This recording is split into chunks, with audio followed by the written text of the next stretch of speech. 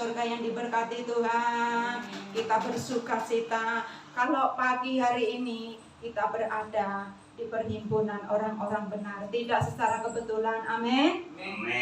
Mari siang hari ini kita buka bersama-sama Alkitab kita dari Amsal 3, 2 ayat saja yang akan kita baca bersama-sama. Firman Tuhan siang hari dengan tema yaitu kasih yang murni. Kita baca Amsal 3 ayat yang ketiga dan yang keempat. Kasih yang murni.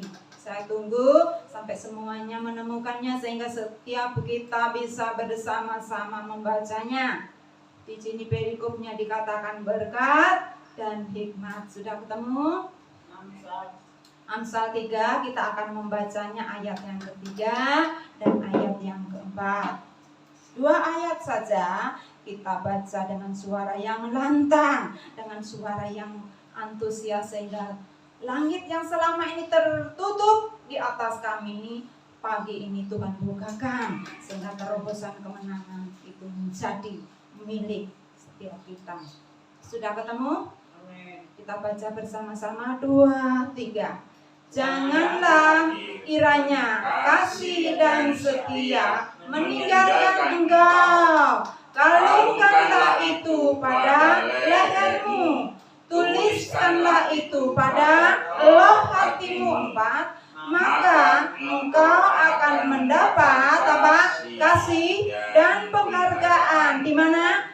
Dalam pandangan Allah serta manusia. Hikmat yang murni, katakan sama-sama 2, 3. Hikmat yang murni. Di sini dikatakan mengingatkan saudara dan saya supaya saudara dan saya mengalungkan, katakan mengalungkan. Mengalungkan yang namanya apa? Kasih dan setia itu dikalungkan di mana? Di leher, ya. Bukan cuma dikalungkan, tetapi ditekankan lagi. Tuliskanlah itu di mana? Bukan di buku harian kita, tetapi yang namanya kasih dan setia itu selain dikalungkan di leher kita, Tuhan mau supaya kasih dan setia itu ditulis, tertulis di setiap loh hati kita. Kasih yang murni berarti asli, betul? Murni berarti asli, tidak ada campuran, ya, seperti kopi. Ada kopi yang murni, ada kopi yang campuran, harganya pun juga berbeda, ya. Baunya tetap kopi, ya, aromanya tetap kopi, tetapi ketika kita menyeduhnya, membuat kopi, kita baru tahu yang ini rasanya kurang, tetapi ada yang rasanya mantap, ya. Karena apa? Ada harga, pasti ada rupa. Murni sekali lagi berarti asli, tidak ada campuran seperti kasih Yesus.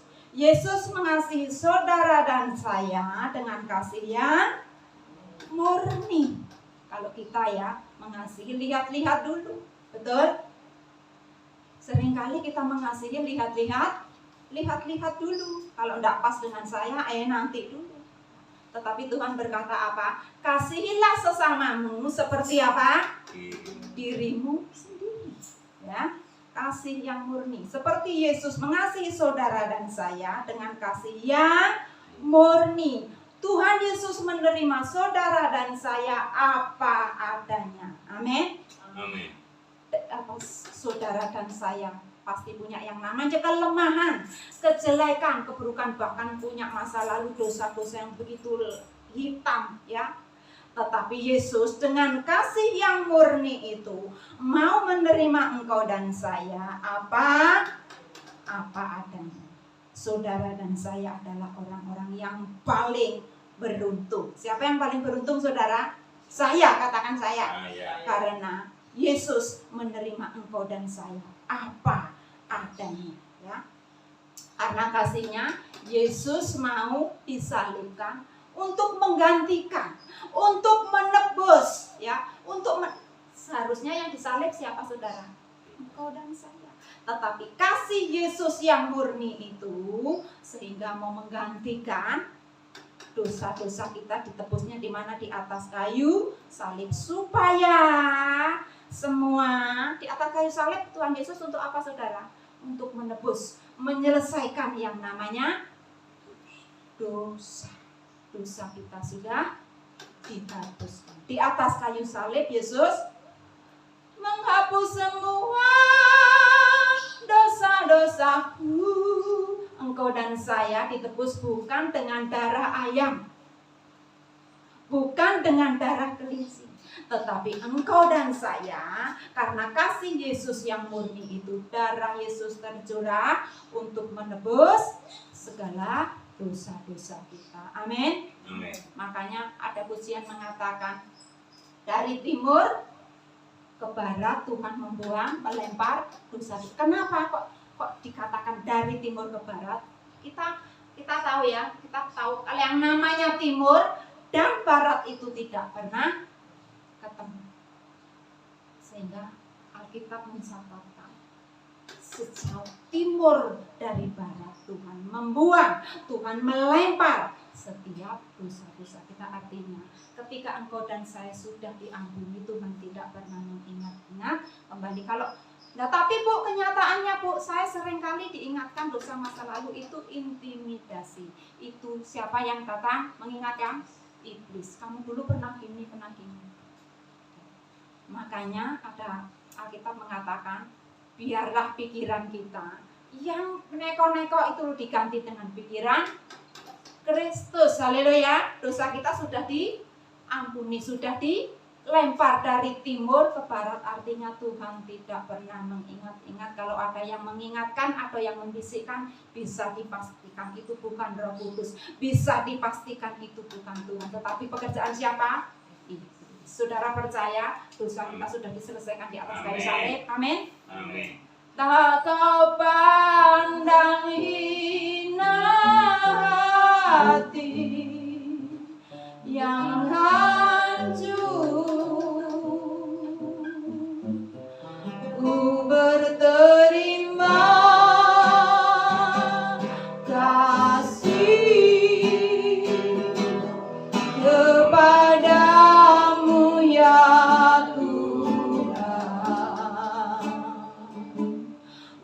pengampunan yang Kau beri, pulihkanku. Katakan sejauh timur, sejauh timur dari barat, Engkau membuang dosaku.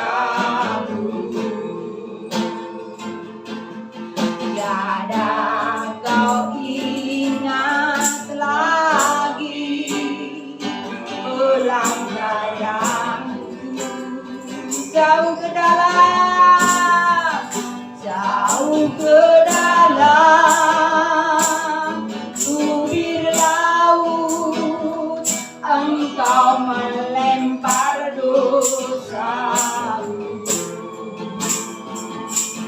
Tiada kau ingat lagi pelanggaranku. Betapa besar kasih pengampunanmu Tuhan.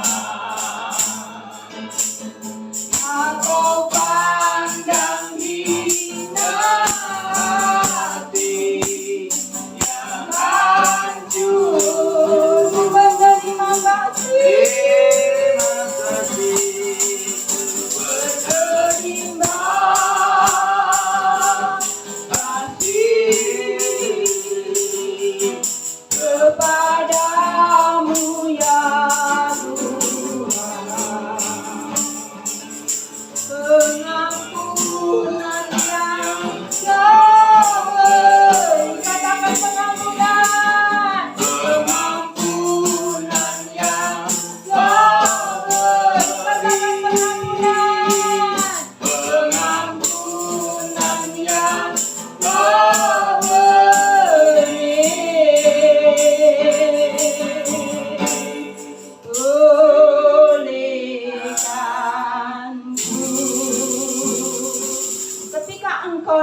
saya percaya Tuhan sudah mengampuni 100%, maka hati kita yang luka akan mengalami pemulihan, ya. Segala sesuatu yang rusak Tuhan pulihkan, tetapi engkau dan saya harus percaya. Ya, jangan ragu, jangan bimbang, tetapi kita harus percaya.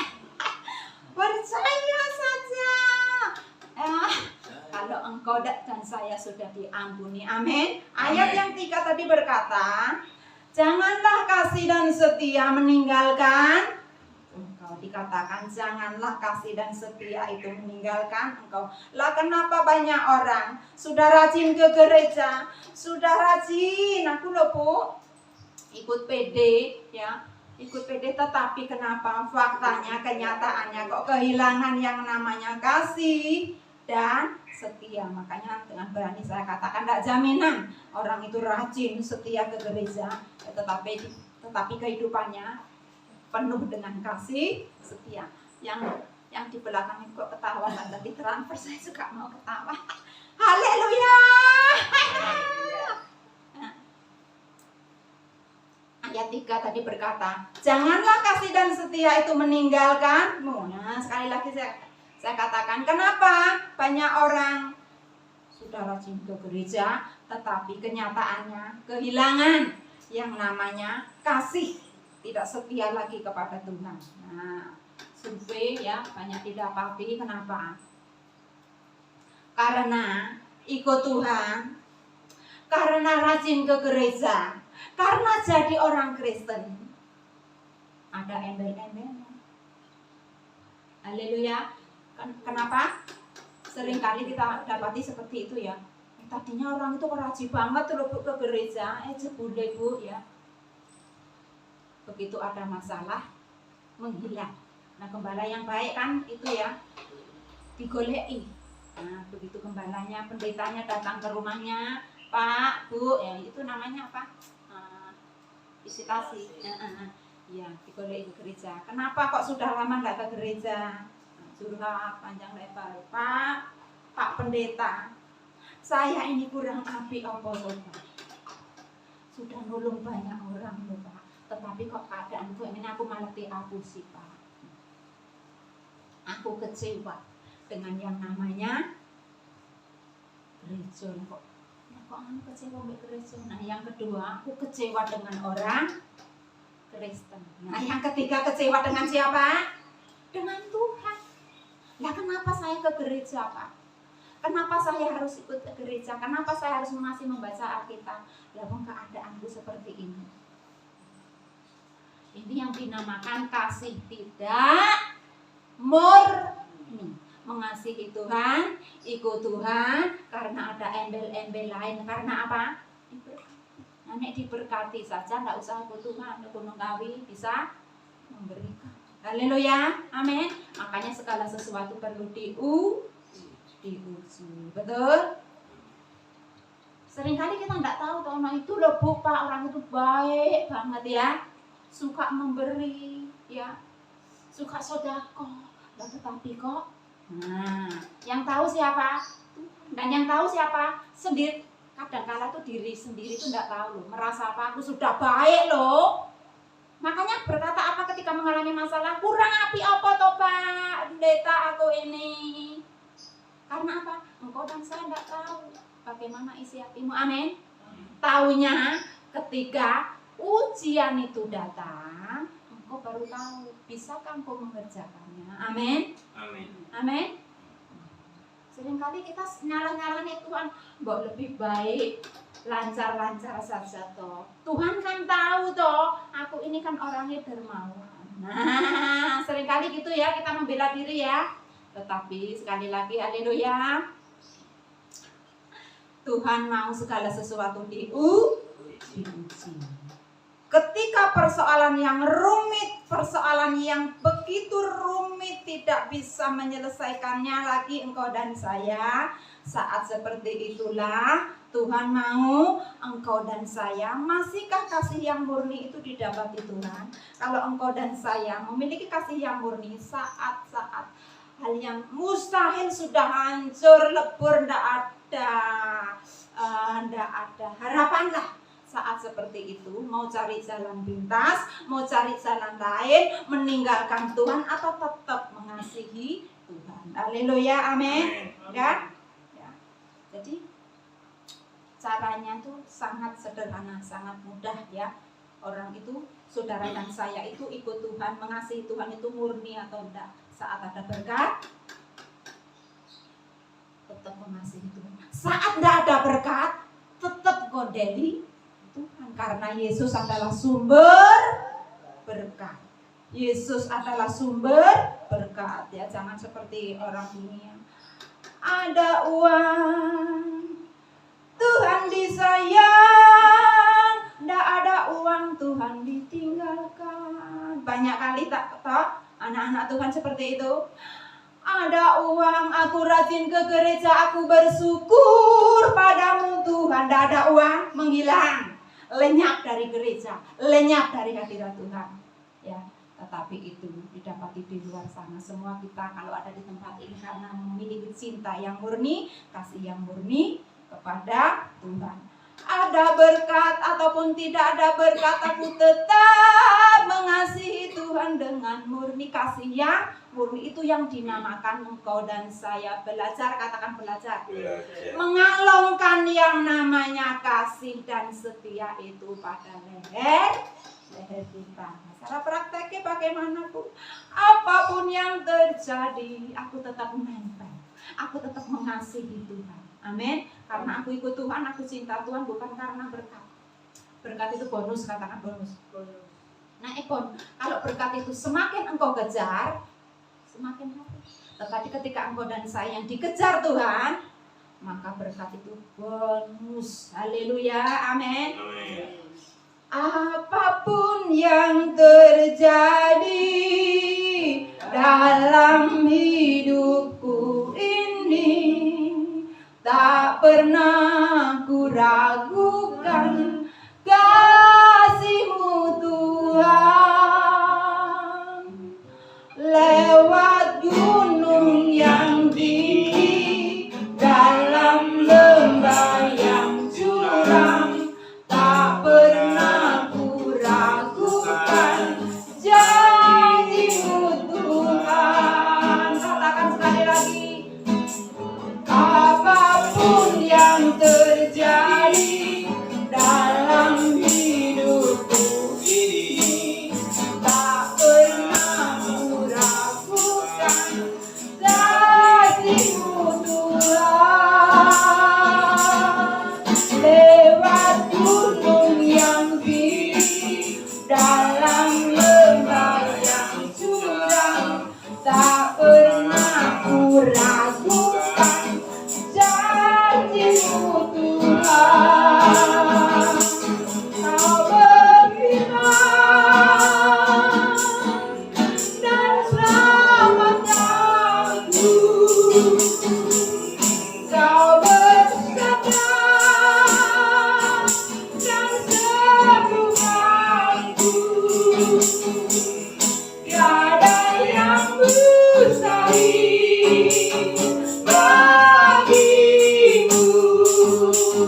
Yesus, ku percaya padamu. Katakan Yesusku.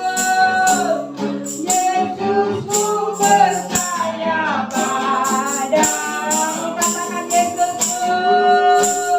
Yesus, ku percaya padamu.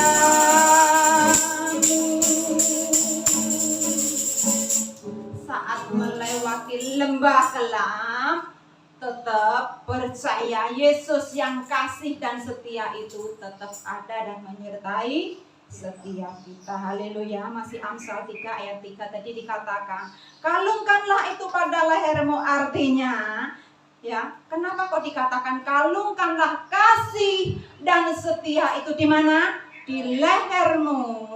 Artinya supaya setiap orang yang engkau dan saya, ya aku ketemu Buyo, aku ketemu Pak Wi, aku ketemu siapa saja, orang itu bisa melihat, katakan melihat. Ada kalung, kasih dan setia. Apa Manfaatnya apa toh saudara kok memakai kalung? Tujuannya kenapa kok kita memakai kalung? Untuk dilihat orang. Itu loh Bapak, itu loh Ibu, itu memakai kalung salib, memakai kalung emas putih, memakai kalung emas kuning. Tujuannya kenapa orang memakai kalung? Tujuannya untuk apa saudara? Supaya dilihat orang. Begitu juga ya ketika engkau dan saya praktek dalam sehari-hari ini. Ketika emosi ini sudah memuncak, aku mau belajar sabar lah, menunya hari demi hari kok bikin ini emosi semakin meledak ya. Nek belajar sabar menunya berarti apa? Dibikin marah. Orang ini seperti mancing. Haleluya. Nah, aku ini mau belajar sabar loh Bu, aku ini mau belajar sabar loh Pak, tetapi orang ini kok yang mancing emosiku. Nah, saat dipancing seperti itu, orang melihat, katakan orang melihat, yang keluar dari mulut kita bebek goreng atau ayam goreng. Ya, sering kali itu ya. Ketika orang lagi emosi dipancing-pancing marahin, Imi dan Dudut itu loh sering dipanggil-panggil. Saya kan punya anjing ya, namanya Imi dan Dudut. Imi dan Dudut. Ya, Imi tidak salah apa kok disebut-sebut. Imi, Dudut. Kalau anjing saya bisa berkata, apakah salahku dan apakah dosaku sehingga kau sebut-sebut namaku. Nah, ketika engkau dan saya marah, orang mau melihat. Ini loh anak-anak tuh kan, yang dilihat yaitu apa? Kasih setia atau bebek goreng, ayam goreng. Haleluya. Dudut dan Imi. Nah, ngeri. Ya, ngeri. Seharusnya ya kebenaran berkata, perkataan kebun binatang itu tidak layak, ya, tidak layak untuk diucapkan saudara dan lain sudah dibenarkan. Amin. Jadi kita bersama-sama belajar ketika emosi ini sedang dipancing, adalah yang keluar dari hati kita apa? Puji Tuhan. Amin. Ya, sering kali orang berkata serohani. Enggak rohani, saya enggak rohani. Saya belajar. Seringkali ujiannya kan seperti itu. Marah saja kok. Yang keluar apa?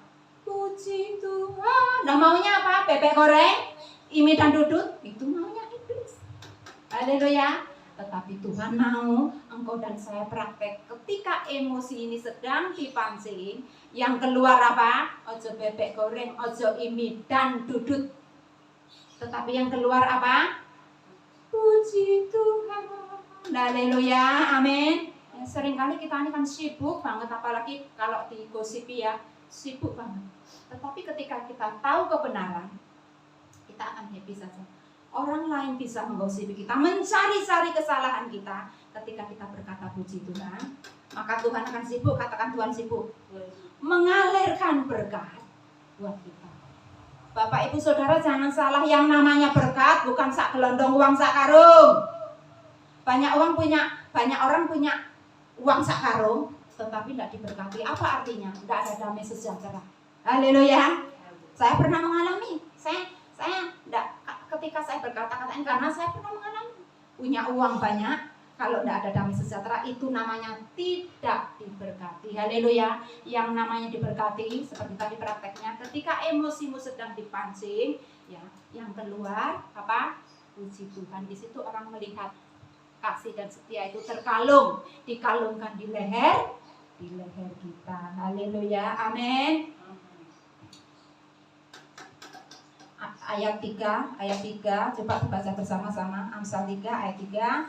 Amsal 3 ayat 3 kita baca bersama-sama. Janganlah kiranya kasih dan setia meninggalkan engkau. Kenapa kasih dan setia meninggalkan? Tidak sabar, tidak mau berkata puji Tuhan ketika marah, emosi. Tetapi yang keluar apa? Bebek goreng ini dan dedut. Tetapi siang hari ini kita belajar, ya, biarlah kasih setia itu tidak meninggalkan kita. Kasih dan setia itu didapati Tuhan ada terus terkalung di leher setiap kita, ya. Kalungnya salib, ya.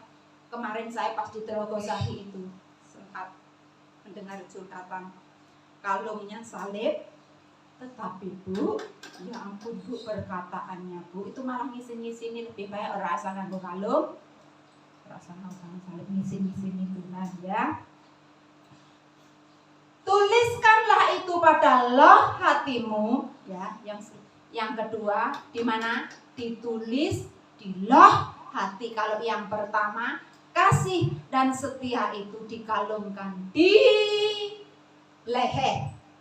Dan yang kedua, kasih dan setia itu tidak cuma dipertontonkan, tidak cuma dilihat orang, tetapi kasih setia itu betul-betul tertulis di mana?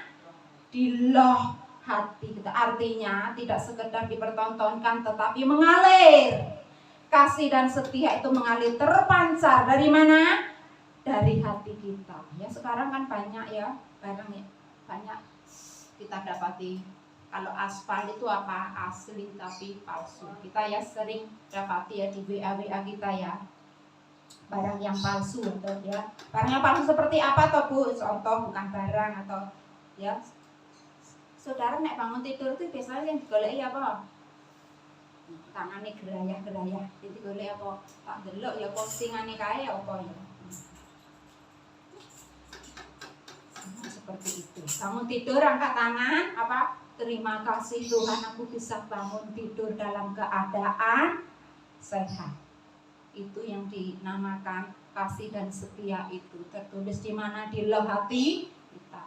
Dan tidak jemu-jemu saya katakan, hati-hati dengan yang namanya tontonan.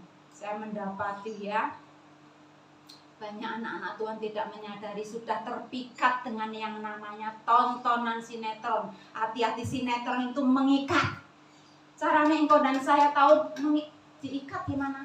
Kalau aku nggak ngikuti, rasanya tidak enak kepengen tahu itu. Hati-hati, sudah terikat, sudah terpikat. Nah, supaya engkau dan saya terus didapati Tuhan, yang namanya kasih setia itu dikalungkan di leher dan tertulis di loh hati kita, ya. Saat mengalami pergumulan yang berat sekalipun, Tuhan mendapati engkau dan saya pagi demi pagi. Aku menyembahmu Tuhan, haleluya. Saat menyembahmu, Rohmu bekerja. Saat memujimu, Tuhan di mana? Kau bertata di atas pujian. Saat pergumulan yang begitu berat, gunung-gunung persoalan begitu menghadang, gede banget, tetap lakukan yang namanya saat menyembahmu. Rohmu bekerja. Haleluya. Saat memujimu, kau bertata di atas pujian. Ku angkat hati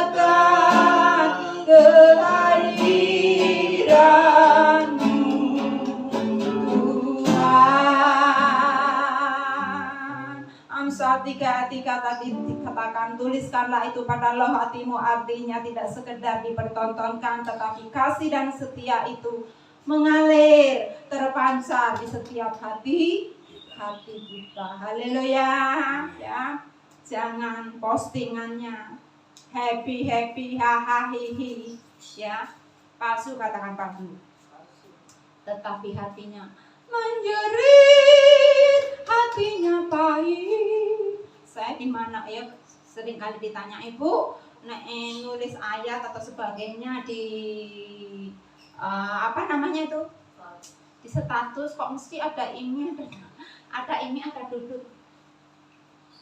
Saya katakan apa, saya nggak suka mejeng, izin aku nek mejeng terus. Sekali waktu udah apa-apalah ya mejeng. Mau saingan mejeng sama aku, sama duduk gitu ya, enggak apa-apa sekali waktu kita mejeng ya, dan cek singan you, amin. Tetapi intinya biarlah status kita status yang memberkati banyak orang. Haleluya. Kasih dan setia itu adalah dua sifat, katakan dua sifat. Kasih dan setia itu adalah dua sifat Allah. Haleluya. Nah, keserupaan manusia dengan Allah membuat manusia ini, membuat engkau dan saya mewarisi dua ini, yaitu apa? Kasih dan setia. Keserupaan engkau dan saya dengan Allah ini membuat engkau dan saya mewarisi, memiliki dua sifat Allah, yaitu apa? Kasih dan setia. Ya, Tuhan sudah menunjukkan kasih setianya dengan cara Dia mau menebus semua dosa-dosaku. Amin. Nah, engkau dan saya caranya menunjukkan kasih setia seperti apa? Tidak cuma di mulut, tetapi kasih dan setia itu dipraktekkan, terlihat justru saat-saat dalam keadaan terjepit, saat-saat dalam keadaan tidak enak. Di situ akan terlihat engkau dan saya apakah masih setia kepada Tuhan, masih cinta kepada Tuhan, yaitu saat-saat jalan buntu, saat-saat dalam keadaan terpepet. Amin. Seperti Tuhan sudah menyatakan kasihnya dengan cara bagaimana? Dia mau menebus dosa-dosa kita. Haleluya. Kau tunjukkan kasih setiaku, kau menyediakan yang ku perlu, kau setia, kau mulia, dulu, sekarang, dan selamanya. Dia Bapa yang setia. Bapa, kau setia. Bapa, kau mulia. Tenanglah jiwaku dalam hadiratmu, yang menunjukkan kau tunjukkan kasih setiamu, kau menyediakan yang ku perlu, kau setia, kau mulia. Bapa, kau setia.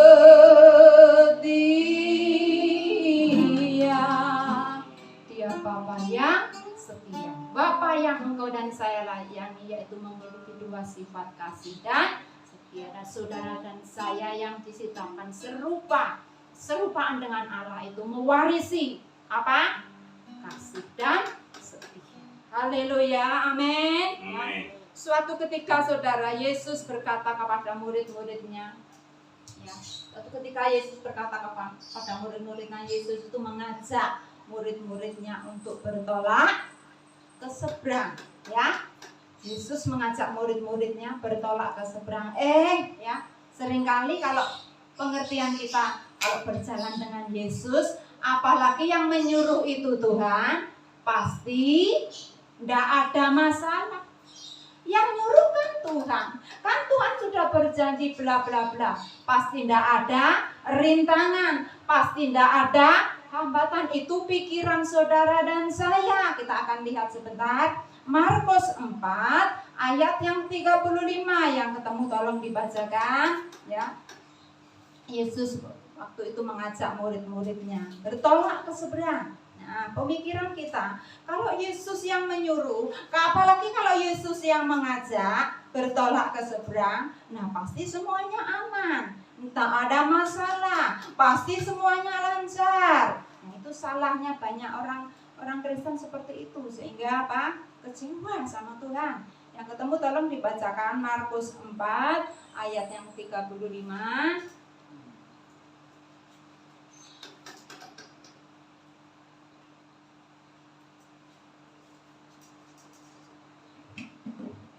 Markus 4 ayat 35. Waktu itu Yesus mengajak murid-muridnya bertolak ke seberang. Pada hari itu, waktu hari sudah petang, Yesus berkata kepada mereka, "Mari kita bertolak ke seberang." Amin. Yang ngajak bertolak siapa, saudara? Yesus. Murid-murid Yesus diajak bertolak ke seberang. Ternyata di tengah perjalanan, apa yang terjadi, saudara?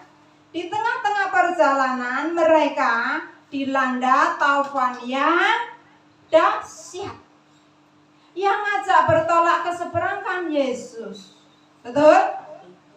Kenapa kok berani-beraninya mengamuk badai taufan itu? Harusnya kan tenang-tenang saja, santai-santai saja. Seringkali itu lo salah pikir kita, ya. Aku kan sudah buat ini tebu, bahkan sudah mendengar pesan dari Tuhan, bahkan sudah dinubuatkan. Lah tapi kenyataan faktanya kok seperti bumi dan langit tebu yang aku alami. Itu salah pikir kita. Haleluya. Di sini dikatakan yang ngajak Yesus loh. Tetapi faktanya taufan yang dahsyat itu menerpa, mengamuk. Betul? Ya. Dari sini kita belajar. Ya, dari sini kita belajar, saudara. Ketika engkau dan saya sudah mengambil keputusan, mungkin dulu-dulu ya, kan Tuhan yang mau seperti ini, ya, sudah ditunjukkan seperti ini dan sebagainya. Kenyataannya kok tambah parah, sakit kok tambah parah. Seringkali orang yang tidak yang namanya kasih setia itu tidak ditulis di loh hati. Sehingga ketika melewati taufan badai seperti ini, keluar dari kasih setia dan mencari jalan lain. Kan banyak jalan toh Bu, kan banyak cara toh Bu. Nah, kenapa bisa berkata demikian? Karena kasih dan setia itu sekedar dikalungkan, dipertontonkan. Tetapi justru secara pribadi saat-saat mengalami himpitan, kasih dan setia itu tidak didapati Tuhan. Sehingga saat melewati ujian bukan semakin tekun, tetapi malah murtad alias meninggalkan Tuhan. Haleluya. Ya, ayat yang ke-36 masih di Markus tadi, tolong dibacakan Markus 4. Sekarang kita baca ayat yang 36. Ayat 36. Mereka meninggalkan orang banyak itu, lalu bertolak dan membawa Yesus beserta dengan mereka dalam perahu.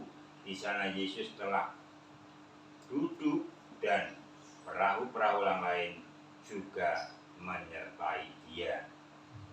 Haleluya. Ayat yang ke-36, orang banyak ditinggalkan di mana? Di mana yang barusan dibaca? di pinggir pantai. Ya.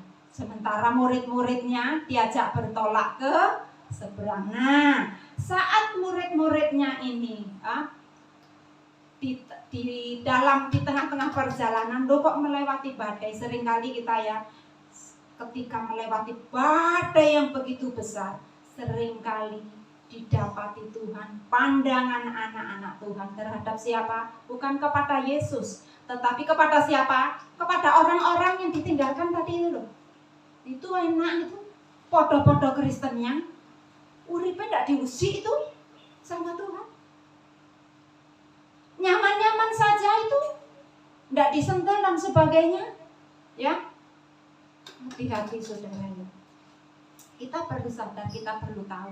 Kalau engkau dan saya sudah melakukan seperti yang Tuhan inginkan, loh keadaanku kok seperti ini. Bersyukur, katakan bersyukur. Jangan ngomel, menggerutu, ya. Ya memang seperti itu ujiannya, ya. Jangan bawa pandangan kita kepada orang-orang yang aman-aman saja tuh Bu, mereka Bu. Aman-aman saja tuh tidak disentuh Tuhan dan sebagainya. Nah sementara aku Bu, yang tenanan ikut Tuhan, aku belajar tadi apik kok Bu. Aku menyesal keadaanku seperti ini Bu. Aku menyesal dengan keputusanku Bu. Aku menyesal, aku kecewa dengan Tuhan. Kenapa demikian? Karena yang namanya kasih dan setia itu tidak ditulis di mana? Di loh hati. Kalau kasih dan setia itu tertulis di loh hati kita, saat badai topan itu datang, engkau percaya Yesus ada di mana? Ada di samping kita, menyertai kita. Amin. Engkau dan saya tidak melihat, tetapi engkau dan saya percaya. Saat badai topan datang itu, Yesus ada, memegang tangan saudara dan saya dengan tangan kanan. Ya, jadi saudara yang dikasihi Tuhan, saat badai topan kehidupan datang menerpa kehidupanmu yang pertama, jangan kecewa dengan keadaan. Yang kedua, jangan kecewa dengan keputusan yang sudah engkau ambil. Dan yang ketiga, jangan kecewa sama Tuhan. Haleluya. Tak pernah kecewa mengiring Yesus. Tak pernah kecewa, ku serahkan semua. Berjalan semakin bahagia, tak pernah kecewa, untuk selamanya.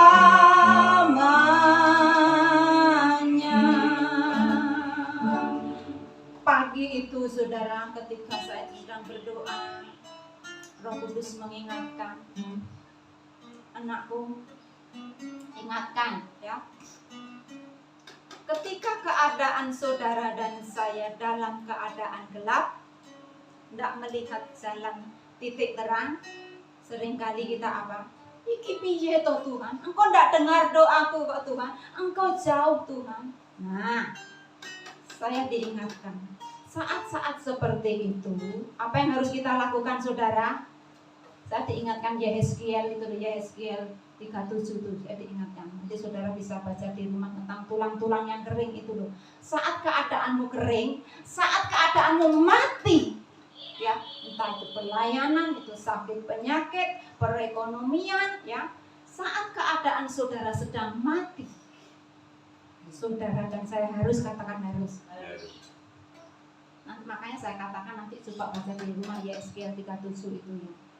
Tulang-tulang kering, tumpuan tulang-tulang kering itu dinubuati, katakan dinubuati. Begitu pula ketika keadaan Bapak Ibu Saudara saat ini sedang kering kerontang, tidak ada harapan, engkau dan saya harus mulai bernubuat, katakan bernubuat. Nubuati, bernubuatlah untuk dirimu sendiri. katakan, bisnisku pasti bangkit, pelayananku pasti bangkit. Artinya engkau dan saya harus mulai menubuati dirimu sendiri. Amin. Mari sama-sama ya.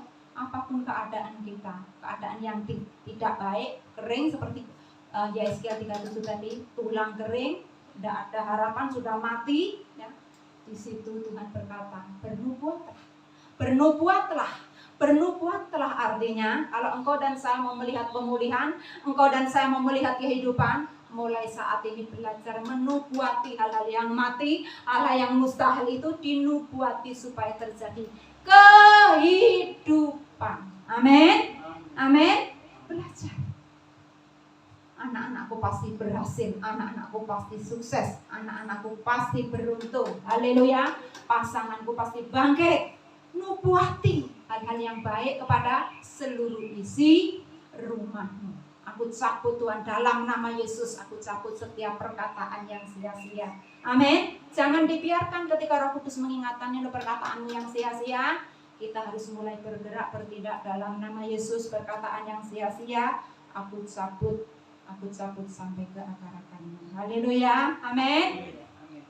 Jangan pernah kecewa kalau keadaan semakin buruk ya. Ketika keadaan semakin buruk berarti pintu gerbang kemenangan sedikit lagi terbuka. Amin. Saudara mau menang? Amin. Saudara mau menang harus perang. Yang diperangi apa? Yang diperangi apa? Kebiasaan yang lama itu loh. Yang ngomel, yang menggerutu dan sebagainya itu harus diperangi, harus ditanggalkan, ditinggalkan. Ya, mari belajar sepakat. Aku mau Tuhan yang namanya kasih dan setia itu tertulis di loh hatiku, terkalung di leherku, sehingga ketika melewati keadaan yang begitu mustahil, tulang yang begitu kering, tidak ada kehidupan, nol, tidak mungkin. Aku mau belajar mempraktekkan, yaitu menubuati diriku dengan hal-hal yang bisa menghidupkan, karena firman Tuhan itu ya dan amin. Bumi, langit dan bumi akan berlalu, tetapi firman Tuhan ya dan amin. Apapun yang pernah Tuhan janjikan di dalam kehidupanmu, jangan dilepaskan. Pegang terus itu, meskipun kenyataannya langit dan bumi, haleluya. Tetapi apa yang pernah dijanjikan Tuhan, jangan dilepaskan, pegang itu ya. Sampai kapan Bu? Sampai janjinya tergenapi. Seperti pujian mengatakan, biar langit akan berlalu. Ada pujian seperti itu? Biar bulan tak bercahaya lagi, biar bumi akan bergoncang, matahari tak bersinar lagi, tetapi Tuhan Yesusku tak pernah ingkar janji. Semua yang difirmankannya pasti akan digenapi. Katakan biar langit akan bergoncang, biar bumi tak bercahaya lagi, biar langit akan bergoncang, matahari tak bersinar lagi, tetapi Tuhan Yesus tak pernah ingkar janji. Semua yang difirmankannya pasti akan digenapi.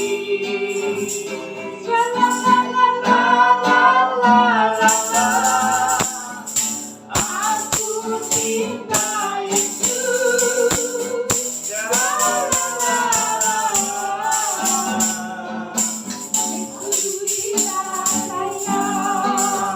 Pastikan saya cinta Yesus dan Yesus cinta. Saya cinta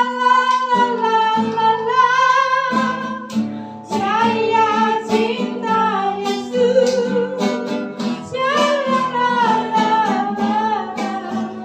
Yesus cinta saya.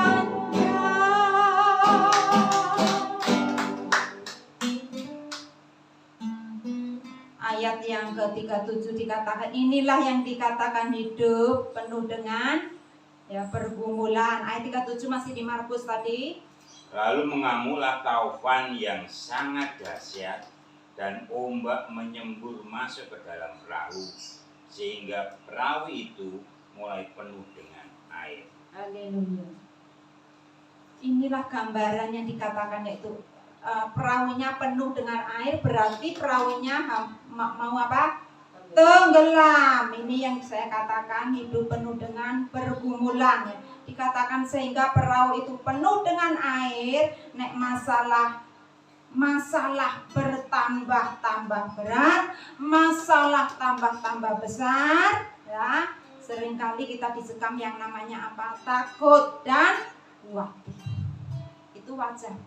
Bukan berarti saya tidak pernah takut dan khawatir. Takut dan khawatir itu lumrah. Takut dan khawatir itu wajar, iki piye ini dan gimana. Tetapi stop, jangan terus muter-muter seperti itu. Ya. Kembali lagi kepada firman. Nubuati dirimu sendiri. Aku percaya, ya, dengan semuanya ini, ya, masalah seperti ini sudah ada jalan keluar, ya. Aku percaya tidak ada yang mustahil bagi Tuhan. Tuhan, jadilah jamin. Engkau yang menjamin hidup. Haleluya, amin. Saudara, ikut Tuhan itu jangan kepingin nyaman-nyaman saja. Dengan kasih Tuhan saya katakan, selama engkau dan saya hidup, tidak bisa lepas dari yang namanya masalah. Saudara dan saya lahir ceprot ke dunia sudah diwarnai dengan apa? Nah, begitu nanti pulang ke rumah Bapak diakhiri dengan apa? Kenapa engkau meninggalkan aku? Nah, betul? Artinya apa? Diakhiri juga dengan tangis.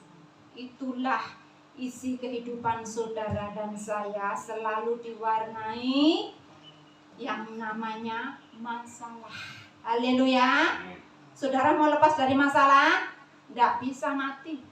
Ya, mati, sudah mati tidak ada masalah.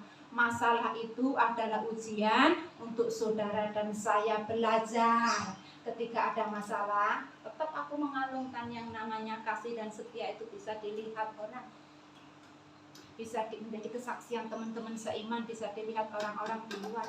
Ketika aku mengalami pergumulan yang begitu berat, yang mengalir dari sini bukan bonbin menjauh dari Tuhan, kecewa dengan keputusan, kecewa dengan keadaan, kecewa dengan Tuhan, no. Tetapi ketika melewati kerumitan hidup, masalah tambah berat, ketika kasih dan setia itu tertulis dalam hati kita, seperti yang dialami murid-murid tadi itu, yang namanya air itu sudah masuk ke dalam perahu penuh, ya.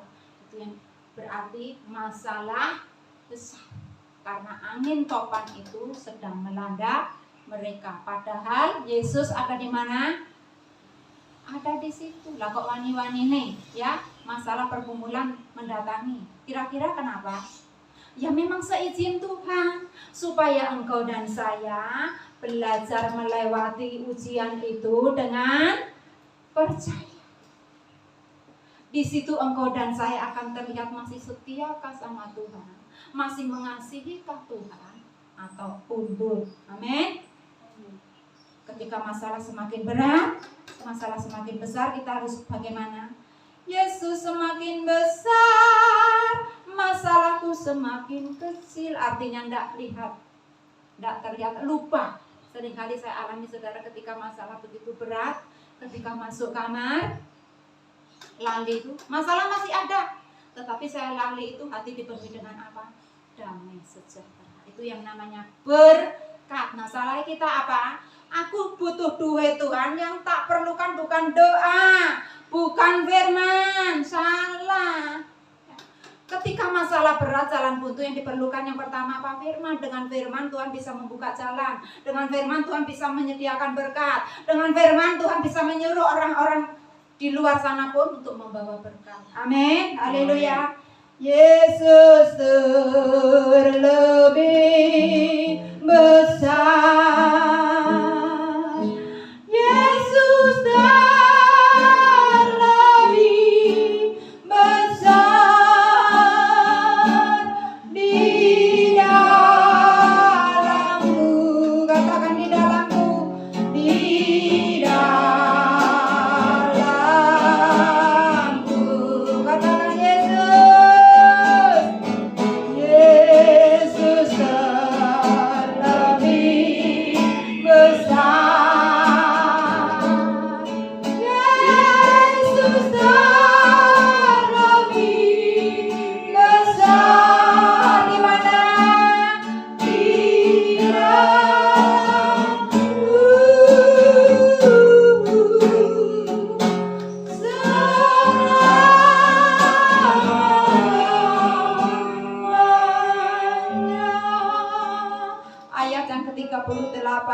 mereka berkata apa? Ketika badai mengamuk itu, ya itu murid Yesus, setiap hari bersama Yesus, bahkan tahu yang menyuruh masuk ke dalam perahu bertolak ke seberang itu Yesus, tetapi mereka berkata apa? Ayat 38 Markus. Pada waktu itu Yesus sedang tidur di buritan di sebuah tilam. Maka murid-muridnya membangunkan dia dan berkata kepadanya, Guru, engkau tidak peduli kalau kita binasa? Mereka berkata apa? Engkau tidak peduli kalau aku binasa. Nah, begitu pula banyak didapati dari diri anak-anak Tuhan ketika mengalami masalah berat. Tuhan tidak dengar doaku. Tuhan tidak peduli dengan masalahku. Tuhan jauh dari hidup pula. Buat apa aku ke gereja? Buat apa aku membaca Alkitab? Buat apa aku berdoa? Tuhan tidak peduli. Ya, ini murid-muridnya setiap hari bersama dengan Yesus, tetapi ketika mengalami badai tofan itu yang keluar dari mulutnya apa? Tuhan tidak peduli kalau kita binasa. Tuhan tidak peduli kalau kita binasa. Ayat yang ke-39 kita baca bersama-sama. Dia pun bangun menghadap angin itu dan berkata kepada danau, Dia tenanglah. Lalu angin itu dan danau itu menjadi teduh sekali. Amin. Yang bisa meneduhkan badai pergumulan di dalam kehidupanmu siapa, saudara? Yesus. Jalan di luar bisa, ke Gunung Kawi bisa, minta mbah yang lain bisa, tetapi ingat, jalan-jalan di luar sana ada tumbal, ya. Tetapi pertolongan, jalan yang diberikan Tuhan kepada saudara dan saya mendatangkan kebaikan, damai, sejahtera, kekal. Jadi pertolongannya tidak sementara, bisa kita nikmati sampai kepada kekekalan. Makanya sabar ketika badai kehidupan itu menerpa kehidupanmu. Jangan cepat-cepat meninggalkan firman. Justru engkau dan saya perlu firman. Jangan cepat-cepat meninggalkan Tuhan. Haleluya. Tetap setia, tetaplah berlaku. Kasih setia itu ada, didapati Tuhan terkalung di leherku, tertulis di dalam hatiku, sehingga ketika badai topang kehidupan itu datang, engkau dan saya tahu, ya Tuhan ya, waktu murid-muridmu itu mengalami badai, sebenarnya kan engkau tidak di mana-mana Tuhan, tetapi Tuhan di mana? Di dalam perahu bersama dengan murid-muridnya. Haleluya, amin. Begitu juga saat ini ketika pergumulannya begitu berat, rumit, besar itu, Tuhan ada di mana? Ada di dalam perahu kehidupan. Percayalah itu, Tuhan tidak meninggalkanmu. Ada di dalam perahu kehidupan. Percaya itu, percaya dan percaya. Aku percaya Tuhan, badai kehidupan ini membawa aku dan seisi rumahku Tuhan. Membawa aku dan seisi rumahku ini mengalami kemenangan. Amin. Lebih daripada pemenang karena Tuhan yang menyelesaikan dengan cara yang ajaib. Haleluya. Nah, kita kembali lagi, sebentar lagi selesai. Kita baca lagi Amsal 3 ayat yang ketiga, 2-3. Janganlah kiranya kasih dan setia meninggalkan engkau, kalungkanlah itu pada lehermu dan apa? Tuliskanlah itu pada hatimu. Ya, dikalungkan, katakan dikalungkan. Yalah, kasih dan setia Tuhan itu terus bisa dilihat, bisa memberkati teman-teman seiman, bisa memberkati orang-orang di luar sana. Itu loh orang Kristen bagaimana? Luar biasa. Jangan sebaliknya, lu katanya Kristen kok. Itu enggak pakai kalung kasih setia, tapi pakai kalung apa? Cuma salib, tetapi apa? Salib-salib. Cuma buat pameran salib di kalungnya, tetapi di hatinya kosong. Haleluya. Ayat yang keempat, yuk baca. Jadi Maka engkau akan mendapat kasih dan penghargaan dalam pandangan Allah serta manusia. amin. Ya, penghargaan, katakan penghargaan. Penghargaan akan menjadi bagian saudara dan saya. Di mana? Di pemandangan Allah dan manusia. Dengan cara apa? Dengan cara apa? Kalungkan kasih dan setia itu di lehermu. Tuliskan kasih dan setia itu di hatimu. Karena Tuhan adalah punya dua dasar sifat. Apa tadi? Kasih dan setia. Saudara dan saya yang diciptakan seturut gambar dan rupanya mewarisi dua warisan tadi. Apa itu? Kasih dan setia. Ayat yang terakhir, ayat penutup, Yesaya 51, ayat yang ketiga sebagai ayat penutup, tolong dibacakan. Yesaya 51, ayat yang ketiga sebagai ayat penutup. Sebab Tuhan menghibur Sion, menghibur segala reruntuhannya. Yesaya 51 ayat yang ketiga ya. Ia membuat padang gurunnya seperti taman Eden, dan padang belantaranya seperti taman Tuhan.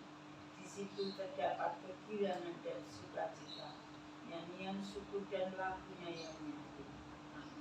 Amin. Padang gurunku, katakan padang gurunku. Padang Padang gurunku, katakan padang gurunku. Padang gurunku, masalahku yang berat, masalahku yang rumit, gunung-gunung persoalan yang ada di depanku, Tuhan ubah menjadi taman Eden. Dan padang belantaraku, katakan padang belantaraku.